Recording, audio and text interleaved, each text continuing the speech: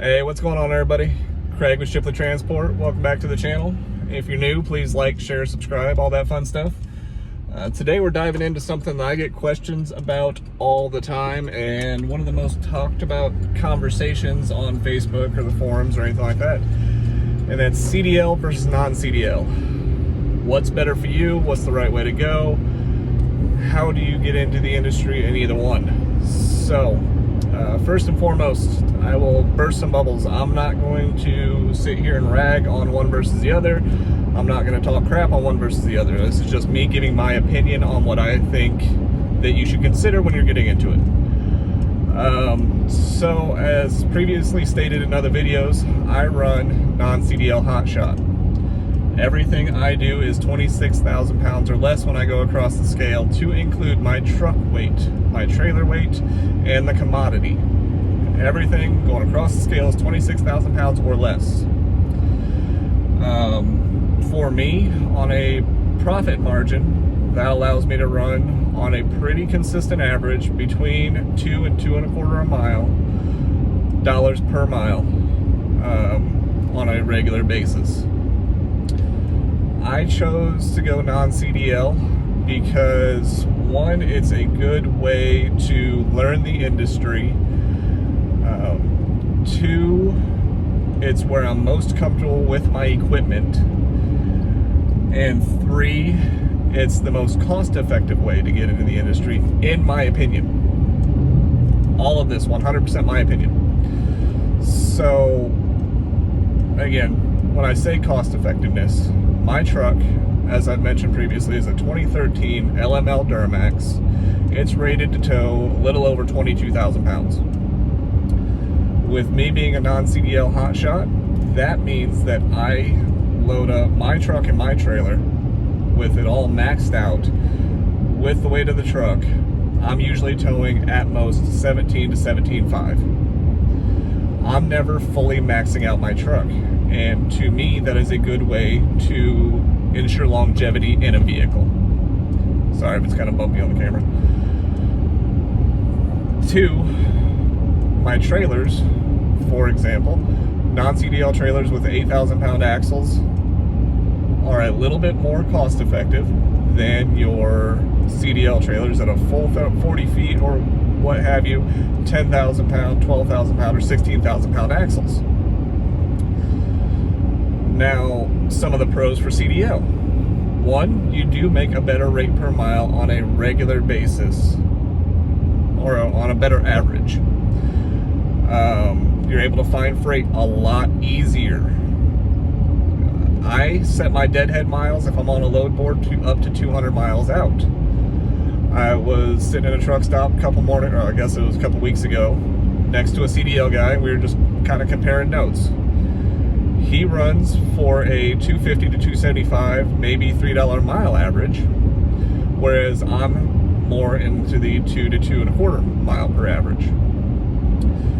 He usually tries to keep his deadhead miles to less than 100 miles. I would love to say that I do, but I don't always keep it less than 100 miles. I put my deadhead radius out to 200 miles. On the contrary, the pickup truck and trailer that I'm driving, even once I fully upgrade the truck exactly how I want it, I'm going to have less than $50,000 invested in it. His trailer alone was a little over $25,000. His truck was a little over $50,000. After he threw in his auxiliary tank and did a couple different upgrades, he's closer to $75,000 into it. So there's pros and cons to both. One of the biggest misconceptions of non-CDL hotshot is you don't have to run the scales. You do. You have to go through the scales if you're running DOT and MC numbers. Another thing I see all the time on Facebook is you don't have to run logs. If you're in a year 2000 or newer, you have to run electronic logs. If you're in a 99 or older, you still have to run paper logs. Either way, you still need your med card, your DOT physical. You're still going to have all of the different safety equipment in your vehicle, whether it be the fire extinguisher, the roadside triangles, the spare fuses, all that fun stuff. CDL versus non-CDL, you're going to have all of that stuff. The other thing I would like to address is majority of people that get into non-CDL HotShot, I won't say majority, a lot of the people I see online that get into non-CDL HotShot do it because they got a truck and a trailer and they want to make money. While I understand the mindset of it, educate yourselves. Even if you don't have a CDL, go through the proper channels to receive training on how to haul this commodity, how to strap it down, how to handle the different weather conditions, how to handle that much weight going down the road. At the end of the day, I'm not going to tell you CDL is better or non-CDL is better. What you need to do is listen to everything I said and think about what works best for your situation. But the one thing I will tell you is always, always, always do it the right way. If you've got a company that's telling you, oh, we can get away with paper logs, blah, blah, blah, blah, all this extra crap are people that are trying to skimp on legalities. Screw that.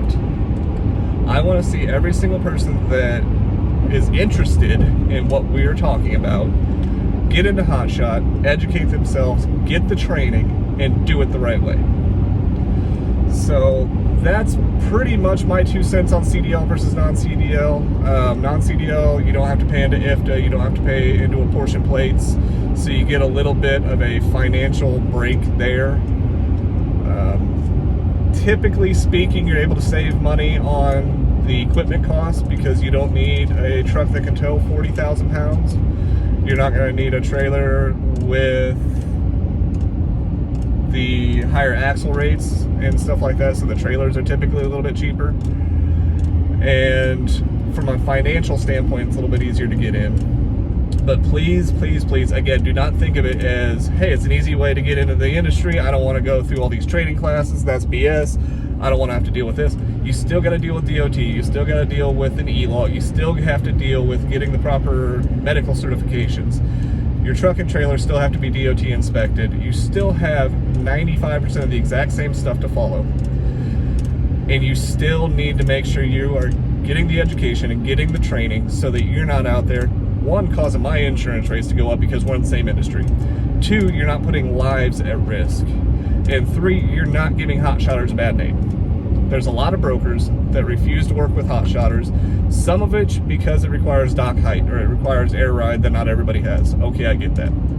But there's a lot of other brokers that refuse to work with me and other good, reputable companies because another HotShot company out there screwed them over. They didn't have the right training. They lost a load. They did this, they did that. They came up with excuses. They didn't maintain their machinery properly and they broke down too many times and the load was delayed. Whatever the case may be. Again, screw that. Educate yourselves. Make sure you're doing it the right way. CDL, non-CDL, I don't care. Get the proper training and go about it the right way. So again, that's my 2 cents. Not trying to offend anybody, not trying to tell anybody, again, that they're doing it the right way or the wrong way.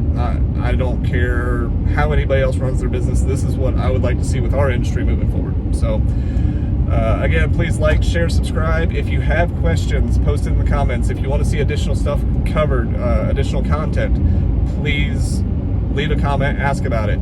Reach out to us on Facebook, Shipley Transport LLC. I've talked to quite a few different people that I've met with YouTube and Facebook and just trying to help guide them with the stuff that I am proficient with. I'm not an expert in everything, I just know the stuff that I do and I like to think that I do it well. So thank you guys very much for your time. Have a great day and we'll see you next time.